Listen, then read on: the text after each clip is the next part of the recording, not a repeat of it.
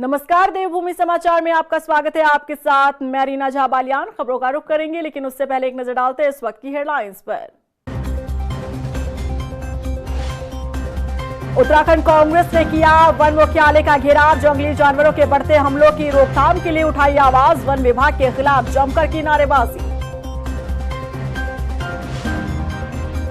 उत्तराखंड में बाहरी राज्यों से आने वाले वाहनों पर दिसंबर से लगेगा ग्रीन सेस। ऑटोमेटिक होगी पूरी प्रक्रिया। फास्टैग से कटेगा पैसा। कार से 80 और ट्रक से वसूला जाएगा 700 रुपया। दिल्ली ब्लास्ट में कश्मीर कनेक्शन के बाद उत्तराखंड में बढ़ाई गई सतर्कता। बाहरी छात्रों और विदेशी नागरिकों की गतिविधियों पर दून पुलिस की पैनी नजर। अलर्ट मोड पर सुरक्षा एजेंसी। उपनल कर्मचारियों के धरना प्रदर्शन पर बेरोजगार संघ की प्रतिक्रिया। नियमितीकरण की मांग को बताया बेबुनियाद। हाईकोर्ट में पिटीशन डालने की तैयारी।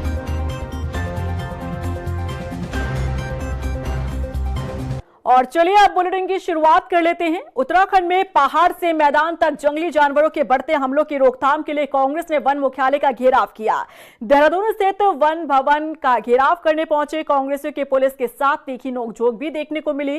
इस दौरान वन मुख्यालय के मुख्य गेट से अंदर आकर तमाम कार्यकर्ताओं ने खूब नारेबाजी की और इन घटनाओं की रोकथाम के लिए जल्द से जल्द कड़ा कदम उठाने की मांग की गई। आम आदमी पर हो रहा है, सरकार का फर्ज बनता है कि उसको भी रोका जाए। लेकिन जब मैंने अतीत में बिना किसी आंदोलन के, बिना किसी धरने प्रदर्शन के सरकार को ये राय दी, कई बार राय दी, सोशल मीडिया के माध्यम से राय दी कि सरकार वन्य जीव और मानव के बीच के संघर्ष को, जो कि आज का नहीं है, मैं इस सरकार को इस संघर्ष के लिए इस रूप में कटघरे में खड़ा नहीं कर रहा हूं कि ये इन्होंने इजाद किया। ये आदि काल से है, पहले से है, लेकिन इस सरकार को इस रूप में कटघरे में खड़ा कर रहा हूं कि इसको रोकने के लिए इनके पास इच्छा शक्ति नहीं है और इनकी इच्छा शक्ति जागे, इसलिए आज हमने यहां पर आकर यह प्रदर्शन किया। दिसंबर 2025 से उत्तराखंड में प्रवेश करने वाले बाहरी राज्यों के वाहनों पर अब ग्रीन सेस लगेगा। जानकारी के मुताबिक ग्रीन सेस की वसूली पूरी तरह ऑटोमेटिक होगी और वाहनों के फास्टैग से पैसे काटे जाएंगे। इस प्रक्रिया पर नजर रखने के लिए पूरे प्रदेश में 40 से अधिक ANPR कैमरे लगाए गए हैं। आरटीओ संदीप सैनी ने बताया कि परिवहन विभाग ने इस पूरी व्यवस्था को आधुनिक और पारदर्शी बनाने के लिए एक प्राइवेट कंपनी से करार किया है। सरकार के मुताबिक ग्रीन सेस से हर साल 100 से 150 करोड़ रुपए तक का राजस्व प्राप्त हो सकता है। इसमें परिवहन विभाग द्वारा पूरी तैयारी कर ली गई है। हमारे मुख्यालय के स्तर से जितने भी ANPR कैमरास जो हैं वो स्थापित करवा दिए गए हैं। ये पूरे स्टेट में हमारे लगभग 40 से ऊपर की संख्या में कैमरे हैं। जो भी बाहर से आने वाली गाड़ियां होंगी इसमें, उनसे ये एंट्री सेस लिया जाएगा और ये प्रतिदिन 24 घंटे के लिए ही वैलिड होगा। अगर वो गाड़ी दोबारा स्टेट के अंदर एंटर करती है तो उसको दोबारा टैक्स, ये जो है ग्रीन सेस देना पड़ेगा। और डिपार्टमेंट द्वारा तैयारी पूरी कर ली गई है। फास्टैग के माध्यम से ये ग्रीन सेस लिया जाएगा और दिसंबर माह में पूरी ऐसी कोशिश है कि ये चालू कर दिया जाए। रुड़की पहुंचे मुख्यमंत्री पुष्कर सिंह धामी ने जीवनदीप आश्रम में विशाल धार्मिक और सामाजिक कार्यक्रम में शिरकत की। मुख्यमंत्री धामी के साथ उनकी धर्मपत्नी गीता धामी भी मौजूद रही। आश्रम में उनका संत समाज और हजारों श्रद्धालुओं ने भव्य स्वागत किया। वहीं कार्यक्रम का प्रमुख आकर्षण 1100 बाल कन्याओं का पूजन रहा। मुख्यमंत्री ने खुद कन्याओं के चरण पखारे, तिलक किया और उपहार बांटे। इसके साथ ही आश्रम में 5 कन्याओं का सामूहिक विवाह भी संपन्न हुआ। यहाँ एक सभागार यहाँ पर बनाया गया है, उस सभागार का लोकार्पण था। साथ ही जो हनुमान चौक पर गेट लगाया गया है उसका भी लोकार्पण था। साथ में 1100 कन्याओं का पूजन और 6 सामूहिक विवाह के भी कार्यक्रम थे। अनेक भक्तजन आए हैं और मैं आज के सभी कार्यक्रमों के लिए और जिनका आज मंगल कार्य हुआ है उन सभी को बधाई देता हूँ। पूज्य संतगण भी अपना आशीर्वाद देने आए हैं। अनेक अनेक स्थानों से अनेक भक्तगण यहाँ पहुँचे हैं, श्रद्धालुजन पहुँचे हैं। सभी सनातन संस्कृति के, सनातन धर्म के वाहक हैं, संभावक हैं। उन सभी को प्रणाम करता हूँ। हमारे प्रधानमंत्री श्री नरेंद्र मोदी जी के नेतृत्व में आज पूरे देश के अंदर, दुनिया के अंदर हमारे सनातन की धर्म ध्वजा फहरा रही है। उत्तराखंड के पहाड़ी क्षेत्रों से पलायन रोकने और रिवर्स पलायन करने की दिशा में सरकार द्वारा उठाए गए कदम अब सकारात्मक परिणाम इसके सामने आने लगे हैं। उत्तराखंड पलायन आयोग ने प्रदेश में वापस लौटे प्रवासियों को लेकर रिपोर्ट जारी की है, जिसके आंकड़े काफी राहत देने वाले हैं। अब तक कितने लोग कर चुके हैं रिवर्स पलायन, देखिए इस रिपोर्ट में। उत्तराखंड में हो रहा रिवर्स पलायन, अपने प्रदेश वापस लौट रहे लोग। पलायन आयोग ने जारी की रिपोर्ट, राहत पहुंचाने वाले हैं आंकड़े। उत्तराखंड के पहाड़ी क्षेत्रों से पलायन होना हमेशा से एक बड़ा मुद्दा रहा है। रोजगार, शिक्षा, स्वास्थ्य सुविधाओं से वंचित लोग पहाड़ छोड़ या तो मैदानी क्षेत्रों में पलायन कर गए या फिर राज्य से बाहर चले गए। लेकिन पहाड़ को फिर से गुलजार और लोगों की वापसी को लेकर सरकार ने कदम उठाए हैं, जिसका सकारात्मक परिणाम नजर आने लगा है। दरअसल पलायन आयोग की रिपोर्ट के मुताबिक उत्तराखंड के ग्रामीण क्षेत्रों में अगस्त 2025 तक 6,282 लोगों ने रिवर्स पलायन किया है। ये लोग लंबे समय से अपने गांव से दूर रह रहे थे। इन्होंने पिछले कुछ सालों में ही पलायन किया था। उत्तराखंड के पर्वतीय क्षेत्रों से हो रहे पलायन के बीच प्रवासियों के गांव और घर वापसी एक सकारात्मक परिणाम है। रिवर्स पलायन करने वालों में 25 से 35 आयु वर्ग के 43% युवा प्रवासी वापस अपने गांव लौटे हैं। अब कृषि, पशुपालन, पर्यटन, स्वरोजगार अपनाकर गांव की मिट्टी में जड़ें जमा रहे हैं। पलायन निवारण आयोग की रिवर्स पलायन की सर्वे रिपोर्ट के मुताबिक गांव से पलायन करने वाले कुल 6,282 प्रवासी अपने गांव लौटे हैं। इसमें सबसे अधिक 47% 25 से 35 आयु वर्ग के प्रवासी हैं। 25 साल से कम आयु वर्ग में 28.66% और 35 साल से अधिक आयु वर्ग में 29.09% प्रवासियों ने गांव में वापसी की है। रिवर्स पलायन में पौड़ी जिला पहले स्थान पर है, जबकि दूसरे स्थान पर अल्मोड़ा और तीसरे स्थान पर टिहरी जिला है। रिवर्स पलायन करने वाले जिलों में सबसे ज्यादा 1,213 लोगों ने पौड़ी जिले में रिवर्स पलायन किया और इसके बाद अल्मोड़ा में 976 और टिहरी में 827, तो वहीं चमोली जिले में 760 लोगों ने रिवर्स पलायन किया है। रिवर्स पलायन करने वाले लोगों ने एग्रीकल्चर, पशुपालन, छोटे उद्योग, हस्तशिल्प, पर्यटन, होमस्टे जैसे कारोबार में वापस लौटकर हाथ आजमाया है। इस तरह से पूरे उत्तराखंड में 6,282 लोगों ने रिवर्स पलायन किया है। वहीं इसके अलावा रिवर्स पलायन करने वालों की बात करें तो सबसे ज्यादा टिहरी गढ़वाल जिले के थौलसार ब्लॉक में 300 लोगों ने रिवर्स पलायन किया है। रिवर्स पलायन के आंकड़ों में पलायन आयोग ने देश के बाहर विदेशों से वापस लौटने वाले प्रवासियों का भी आंकड़ा साझा किया है। रिपोर्ट के अनुसार देश के बाहर से कुल 169 लोगों ने रिवर्स पलायन किया। इसमें से सबसे ज्यादा टिहरी जिले में 66 लोगों ने विदेश की धरती से वापस उत्तराखंड में रिवर्स पलायन किया है। ये लगभग हमारे आंकड़े बताते हैं कि 6,500 लोग आए हैं। रिवर्स पलायन हम उसको मान रहे हैं जो गांव से गए थे और अपने गांव या उसके आसपास लौटे हैं, वो हम रिवर्स पलायन मान रहे हैं। और लगभग 6,500 लोग लौटे हैं जो कि विभिन्न प्रकार के काम कर रहे हैं। ये आंकड़े इस वर्ष जुलाई 2025 तक के आंकड़े हैं। और ये रिवर्स पलायन का सिलसिला ज़्यादा बढ़ा कोविड के बाद। कोविड में काफ़ी लोग लौटे थे लॉकडाउन में, और उसके बाद कई लोगों ने सोचा हम यहीं रहें। उसके अलावा भी लोग लौट रहे हैं क्योंकि अब परिस्थितियाँ थोड़ी सुधर रही हैं। ग्रामीण क्षेत्रों में रोजगार को लेकर परिस्थितियाँ सुधर रही हैं, लोग आके अपना काम कर रहे हैं। सरकार के प्रयास के बाद अब युवक रिवर्स पलायन कर रहे हैं और सरकार की कोशिश है कि इनको रोजगार से जोड़ा जा सके।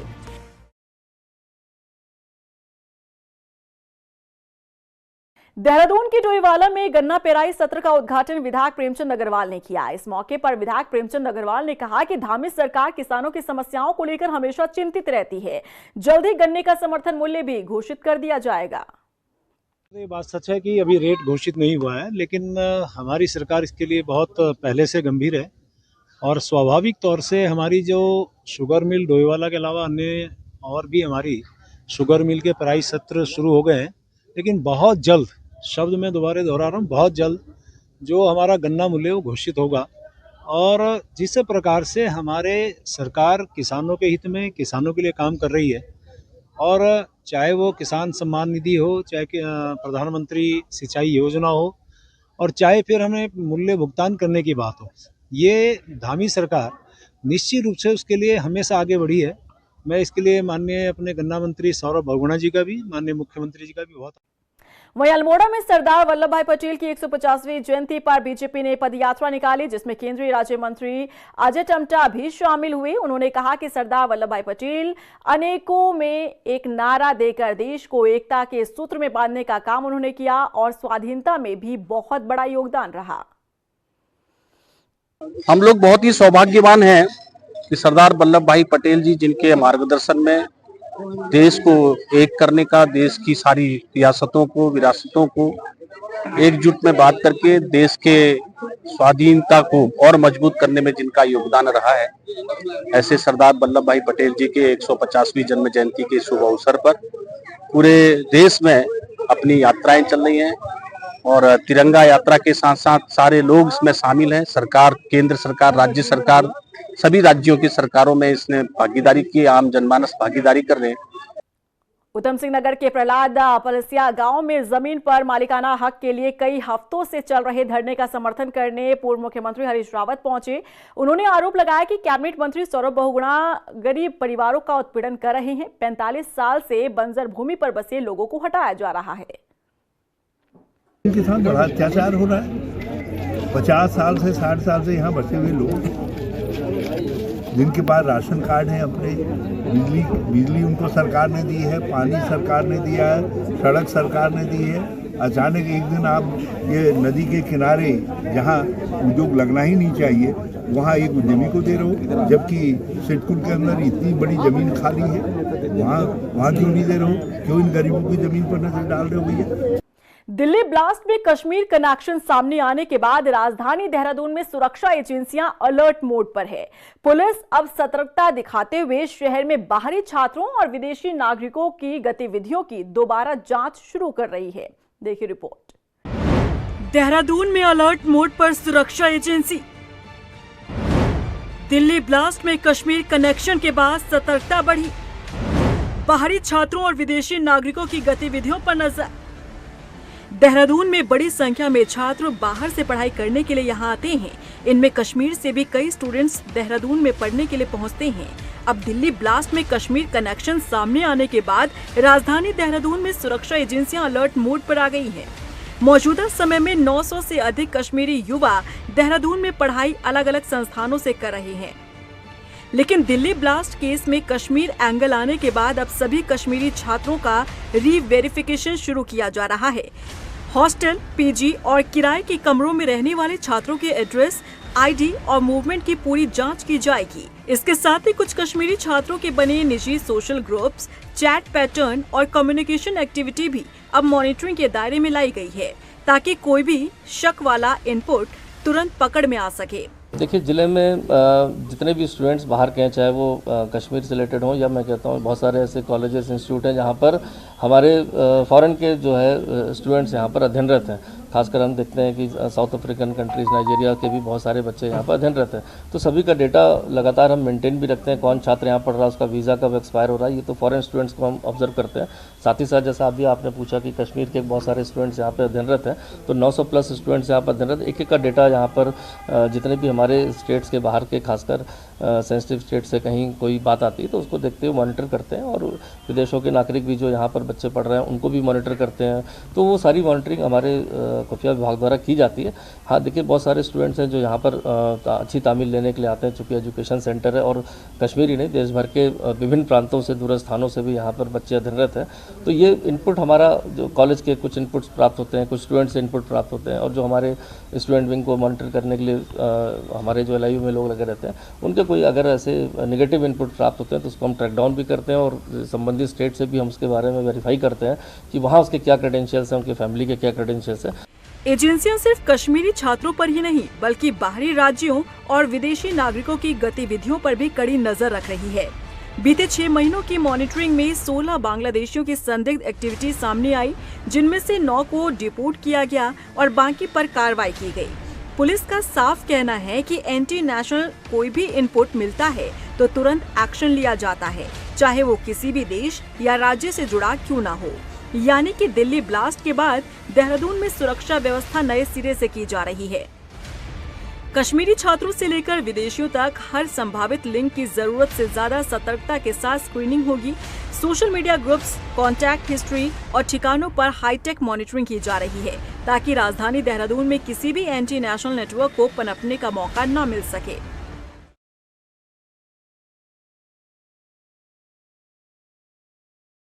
वहीं उत्तराखंड के ओपनर कर्मचारियों के धरना प्रदर्शन पर बेरोजगार संघ की प्रतिक्रिया सामने आई है। बेरोजगार संघ ने ओपनर कर्मियों की नियमितीकरण की मांग को बेबुनियाद बताया है। बेरोजगार संघ के अध्यक्ष राम कंडवाल ने कहा कि ओपनर कर्मी अपने मुख्य उद्देश्य से भटक रहे हैं। पूर्व सैनिकों को नौकरी देने के बदले कई व्हाइट कॉलर ने अपने सगे संबंधियों को बैकडोर से भर्ती कराई, जिसके तहत ये नियमितीकरण नहीं होना चाहिए। इससे हमारे परीक्षार्थी युवाओं को नुकसान पहुंचेगा। उन्होंने कहा कि अब बेरोजगार संघ हाईकोर्ट में ओपनर कर्मियों की नियमितीकरण पर रोक लगाने को लेकर पिटीशन डालेगा। हम ये चाह रहे हैं, हम सरकार के खिलाफ हैं, हम पूर्ववर्ती जो सरकारें उनके खिलाफ हैं कि इन सरकारों की गलती, इन सिस्टमों की गलती, इन अधिकारियों की गलती, जो पढ़े लिखे होने के बावजूद भी अनपढ़ों की तरह जो है ऐसे लोगों को जो है अंदर करते रहे, उनको विश्वास में डालते रहे कि आपका नियमितीकरण होगा, उनके खिलाफ हम हैं। और हम ये चाहते हैं कि उपनल कर्मियों के साथ जो सरकार को करना वो करे, लेकिन नियमितीकरण संवैधानिक सुप्रीम कोर्ट का जो ऑर्डर है उमा देवी वर्सेस जो कर्नाटक सरकार का ऑर्डर है वो सर्वमान्य है, वो सर्वोच्च है। हल्द्वानी में फर्जी दस्तावेज लगाकर स्थायी निवास प्रमाण पत्र बनाने के मामले में लगातार कार्रवाई की जा रही है। तहसील में 5 सालों में बने 150 स्थायी निवास प्रमाण पत्रों में से 48 निवास प्रमाण पत्र संदिग्ध पाए गए हैं, जिन्हें एसडीएम राहुल शाह ने रद्द कर दिया है। साथ ही आगे भी कार्रवाई जारी रखने की बात कही गई है। बीच में एक प्रमाण पत्र के संबंध में जांच की गई थी, जिसमें कि कई प्रकार की अनियमितताएं पाई गई थी। उस प्रमाण पत्र को निरस्त भी किया गया था, तहसीलदार के द्वारा उस संबंध में एफआईआर भी दी गई है। उसी के क्रम में माननीय मुख्यमंत्री जी द्वारा संज्ञान लेते हुए सभी प्रमाण पत्रों की जांच करने के निर्देश दिए गए थे, जिसमें तहसील हल्द्वानी में 2020 से अभी तक जितने प्रमाण पत्र जारी हुए हैं सभी की जांच की जा रही है। वर्तमान में 2020 से लेकर 25 तक के हमारे 1200 प्रमाण पत्र हमने चिन्हित किए हैं, जिनकी अभी जाँच चल रही है। जिस जांच में अभी 150 से अधिक प्रमाण पत्रों का जो डॉक्यूमेंट्स है स्क्रूटनाइज किया जा चुका है, जिसमें 48 से अधिक ऐसे प्रमाण पत्र हैं जिनमें अनियमितताएं हैं, जिनको निरस्त किया जा रहा है। और जो भी उसमें अभिलेख हैं उनकी पुष्टि की जा रही है। यदि कोई कोर्ट अभिलेख उसमें पाया जाता है तो उसमें भी प्राथमिकी दर्ज की जाएगी। देहरादून में पिछले साल 11 नवंबर को ओएनजीसी चौक पर हुए भयानक हादसे में अब जाकर पुलिस ने चार्जशीट दाखिल की है। पुलिस की ओर से कैंट चालक, मालिक और घटना के समय वाहन को किराए पर लेने वाले आरोपी के खिलाफ कोर्ट में चार्जशीट दाखिल की गई और अब जल्द ट्रायल भी शुरू हो जाएगा। 500 पन्नों की चार्जशीट में पुलिस की ओर से 60 गवाह बनाए गए हैं। बता दें कि पिछले 11 नवंबर की रात को ओएनजीसी चौक हादसे में 6 युवकों की मौके पर दर्दनाक मौत हो गई थी और इनका एक साथी गंभीर रूप से घायल हो गया था। देखिए, जो ओएनजीसी का एक्सीडेंट केस था जिसमें बच्चों की बड़ी इस तरह से मतलब अनफॉर्चुनेट एक्सीडेंट के बाद डेथ हुई थी और वो केस भी काफ़ी दुखद था, सभी के संज्ञान में भी है। उसमें चूंकि एक लीगल इशू था कि जो चश्मदीद था बालक जो बच गया था, तो कोशिश यही रहती है हमारी इन्वेस्टिगेशन में, अगर कोई चश्मदीद है तो हमें एकदम वैसे जो कैमरों के थ्रू या अन्य चीज़ों के थ्रू जो हमें चीज़ें मिल पाई थी इन्वेस्टिगेशन में सब इंक्लूड हो गई थी। लेकिन अगर चश्मदीद हमें कोई चीज़ बताता है तो केस के लिए भी इंपॉर्टेंट होता है और सच्चाई जानने के लिए भी ज़्यादा ज़रूरी होता है। बट जो कंडीशन थी वो उस लायक नहीं रही। बीच में बार बार चूँकि डॉक्टर्स की एडवाइस थी कि अभी उस स्थिति में नहीं है कि वो घटनाक्रम को रिपीट कर सके या बता सके कि क्या परिस्थितियाँ अचानक से ऐसी उत्पन्न हुई थी, तो इसलिए थोड़ा विलंब रहा इसमें। साथ ही साथ इसमें कुछ लीगल इशू भी आए थे, जो और कंप्लेनेंट हैं उनके द्वारा भी इसमें कोर्ट में एप्लीकेशंस लगाई गई थी, तो सभी चीज़ की पूर्ति करने के बाद चार्जशीट भेजी गई। हाँ, इसमें विलंब हुआ है, बट ये कहीं ना कहीं न्याय हित के कारण ही इसमें विलंब हुआ और इसको आगे भी देखा जाएगा कि इस तरह के कहीं कोई एक्सीडेंट होते हैं तो उसमें त्वरित हम कार्रवाई करके माननीय न्यायालय में चार्जशीट भेज दें। वहीं हल्द्वानी नगर निगम में आज बोर्ड बैठक आयोजित की गई, जिसमें निगम क्षेत्र के विकास कार्यों समेत कुल 32 प्रस्ताव पर चर्चा की गई और इस दौरान विकास कार्यों सहित निगम की आय बढ़ाने के लिए कई महत्वपूर्ण निर्णय लिए गए, जिसमें नगर निगम के नए वार्ड से कमर्शियल टैक्स की वसूली की अंतिम तारीख 31 दिसंबर रखी गई है। साथ ही शहर के 10 स्थानों में आरोग्य क्लिनिक बनाए जाएंगे। इसके अलावा नगर निगम अपने सभी पार्षदों को स्टैचू ऑफ यूनिटी और अहमदाबाद नगर निगम के कार्यों को दिखाने ले जाएगा। हम पूरे देश में सरदार वल्लभ भाई पटेल की 150वीं जयंती मना रहे हैं, तो उसके लिए हमने एक अंतर्राज्यीय प्रशिक्षण शिविर जो अहमदाबाद के निगम में और उसके बाद स्टैचू ऑफ यूनिटी के दर्शन, ये 2 कार्य भी हमने कहा कि सभी 60 पार्षदों के साथ हम लोग वहाँ उसका भ्रमण करके भी इस सरदार वल्लभ भाई पटेल की 150वीं जयंती में हम जाने वाले हैं। तो ये भी बोर्ड में पास हुआ है कि हम सब लोग वहाँ जाएंगे इसका भ्रमण। इसी प्रकार शहर के अंदर जहाँ जहाँ हमारे स्थान हमको मिले हैं, वो बरसाती नहर के पास है, या एसडीएम कोर्ट के सामने हुआ है, आपके मंडी के सामने एक जगह है, इसी प्रकार कढ़ेरिया में थोड़ा कहीं पर जगह है। ये सब भी हम वहाँ भी व्यवसायीकरण के लिए दुकानों का निर्माण करेंगे, उसका भी हमने आज बोर्ड में पारित किया। बीजेपी के पूर्व विधायक चैंपियन के बेटे दिव्य प्रताप सिंह ने पूर्व सीएस के बेटे से मारपीट मामले में वीडियो कॉन्फ्रेंसिंग के जरिए अपना बयान दर्ज करवाया। बयान में आरोपी दिव्य प्रताप सिंह ने बताया कि पीड़ित पक्ष की टैक्सी के चालक द्वारा बार बार हॉर्न दिए जाने पर भी साइड न देने की स्थिति में विवाद हुआ। इस मामले में दिव्य प्रताप सिंह ने ड्राइवर के साथ मारपीट की बात को स्वीकार किया है। जो एक प्रकरण राजपुर में दिव्य प्रताप प्रकरण में हुआ, जिसमें आरोपी थे, इसमें मारपीट का आरोप लगा था, क्योंकि इसमें जो भी कार्रवाई उस सेक्शंस के हिसाब से होनी थी, क्योंकि 2 तरह के जो नया कानून बना है उसमें 2 तरह का एकदम है कि जो हीनियस ऑफेंसेस है उसमें अक्यूज्ड का कहीं को रिलीफ नहीं मिलती और आईओ के समक्ष बयान भी देते हैं, और जहां अरेस्ट की धारा होती है साक्ष्यों के बाद अरेस्ट भी होती है। चूँकि ये प्रकरण जिन धाराओं में लिखा था पहले और इसके बाद अज्ञात में लिखा गया था, गाड़ी के नंबर से ज्ञात किया गया, जो पुलिसकर्मी उसमें आया उसका तत्काल सस्पेंशन हो गया था। के तहत वो समय दिया गया था जब लॉजिकली दस्तावेज प्रस्तुत किए गए कि जहां पर वो ट्रेनिंग कर रहा है वहां पर अथॉरिटी लेटर आया था वहां से। इसके बाद ही ऑडियो वीडियो जो बयान जो एडवोकेट के माध्यम से बैठाकर उसमें दर्ज कराए गए थे और शीघ्र ही कोऑपरेट करने के लिए फिर से हिदायत दी गई और नोटिस दे दिया गया है। देहरादून पुलिस ने ऑपरेशन कालनेमी के तहत अवैध रूप से निवास कर रहे बांग्लादेशी नागरिकों को गिरफ्तार किया है। साथ ही बांग्लादेशी नागरिक के फर्जी पहचान पत्र बनाकर रह रही त्यूनी निवासी महिला को भी गिरफ्तार किया है। पुलिस के मुताबिक फेसबुक के माध्यम से बांग्लादेशी नागरिक त्यूनी निवासी महिला के संपर्क में आया था। पहले वो महिला से मिलने 3 बार टूरिस्ट वीजा पर भारत आ चुका है और इसके बाद साल 2022 में आरोपी और महिला अवैध तरीके से बॉर्डर क्रॉस करके बांग्लादेश गए थे और 2022 में ही अवैध तरीके से दोबारा बांग्लादेश से बॉर्डर क्रॉस कर वापस भारत लौटे थे। सूचना हमारा जो लगातार इस ऑपरेशन कालनेमी के तहत ऐसे लोग को चिन्हित कर रहे थे, तो इसी में एक सूचना प्राप्त हुई थी कि एक व्यक्ति है जो अपना नाम बदलकर यहाँ पर काफ़ी सालों से रह रहा है और जो है उसने एक शादी भी करी हुई है त्यूनी में, जो सस्पेक्टेड है। तो इसके आधार पर काफ़ी दिन से टीम हमारी जिन दस्तावेजों की जांच कर रही थी कि जिससे कि ये प्रमाणित किया जा सके कि व्यक्ति यहाँ का नहीं बांग्लादेश का है। और जब सारे जांच के बाद हमें पता चला कि व्यक्ति बांग्लादेश का निवासी है। इसका नाम ममून हसन है, जो मुजीब नगर जिला मेहरपुर बांग्लादेश में रहता है। जब ये सारे उसके आइडेंटिटी से हमने पता कर लिया जो है कि ये व्यक्ति वहाँ का है और इसका हुलिया एकदम मैच कर रहा था, तो इसके आधार पर फिर कल इसको पूछताछ के लिए ये और इसकी पत्नी को लाया गया। तो इसमें पूरी जानकारी ये मिली कि 2019 में इसकी फेसबुक से पहचान जो है एक महिला से हुई थी और उस दोस्ती के कारण वो 2019 में टूरिस्ट वीज़ा पर लगाकर वहाँ से देहरादून आया। 25 नवंबर को श्री गुरु तेग बहादुर जी की शहादत का 350वां वर्ष है, जिसके उपलक्ष्य में देहरादून में 23 नवंबर को सुबह 5 बजे से 10 बजे तक कार्यक्रम होगा और इस प्रभाती नगर कीर्तन की शुरुआत गुरुद्वारा श्री गुरु हरकिशन साहिब पटेल नगर से शुरू होकर गुरुद्वारा गोविंद नगर रेस कोर्स में समापन होगा। गुरुद्वारा गोविंद नगर रेस कोर्स में खत्म होगा और यह इसके अंदर जंगी घोड़े पंजाब से मंगाए गए बैंड और पालकी साहब और साथ में फूलों की वर्षा होगी। आगे गतका कीर्तन और यह सब गुरु तेग बहादुर साहिब जी के शहीदी पर करा जा रहा है। हरिद्वार से संत समाज ने हिंदू जागो घर बेटी अस्तित्व बचाओ यात्रा की शुरुआत की है।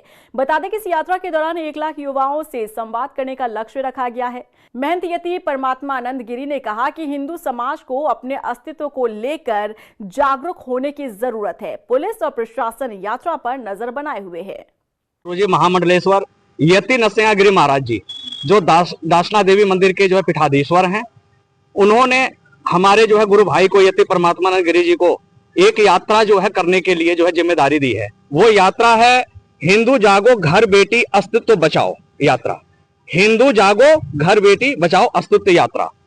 ये यात्रा इसलिए है कि आज उन सब की मैं खुले शब्दों में अगर कहूं तो बार बार यही होता है कि ये साधु संत जो है कहीं ना कहीं जो है हिंदू मुसलमान करते हैं, लेकिन आज उनकी जनसंख्या इतनी है कि वो अपनी जनसंख्या के बल पर अपना प्रधानमंत्री बना लेंगे और बहुत जल्द बना लेंगे। यहां तक कि हमारे परम पूज्य गुरु जी कहते हैं कि अगर किसी ईश्वरीय कृपा से अगर 2029 बचा तो 2034 में तो भारत का प्रधानमंत्री मुसलमान हो ही जाएगा। संदेश है दासना मंदिर से परम पूज्य गुरुदेव यति नरसिंहानंद गिरी जी महाराज ने एक संदेश दे करके हमें रवाना किया है और यात्रा प्रारंभ हुई है सरवणन घाट हरिद्वार से।